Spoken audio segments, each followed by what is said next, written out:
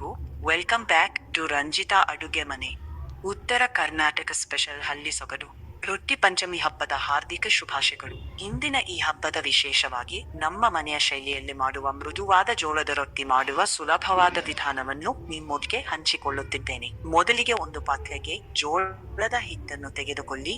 ಅದಕ್ಕೆ ರುಚಿಗೆ ತಕ್ಕಷ್ಟು ಉಪ್ಪು ಹಾಕಿ, ನಂತರ ಕುದಿಯುವ ಬಿಸಿ ನೀರನ್ನು ಸ್ವಲ್ಪ ಸ್ವಲ್ಪವಾಗಿ ಹಾಕುತ್ತಾ ಚಮಚದ ಸಹಾಯದಿಂದ ಚೆನ್ನಾಗಿ ಕಲಸಿ ಕೈಗೆ ಹಿಡಿಯುವಷ್ಟು ತಣ್ಣಗಾದ ನಂತರ ಹಿಟ್ಟನ್ನು ಮೃದುವಾಗಿ ನಾದಿ. ಎಷ್ಟು ಚೆನ್ನಾಗಿ ನಾದುತ್ತೀರೋ ರೊಟ್ಟಿಯು ಅಷ್ಟೇ ಮೃದುವಾಗಿ ಬರುತ್ತದೆ. ಈಗ ಹಿಟ್ಟಿನಿಂದ ಒಂದು ಉಂಡೆ ಮಾಡಿಕೊಂಡು ಸ್ವಲ್ಪ ಒಣಹಿಟ್ಟು ಹಾಕಿ ಕೈಯಿಂದ ನಿಧಾನವಾಗಿ ತಟ್ಟಿ ರೊಟ್ಟಿಯನ್ನು ತಯಾರಿಸಿಕೊಳ್ಳಿ.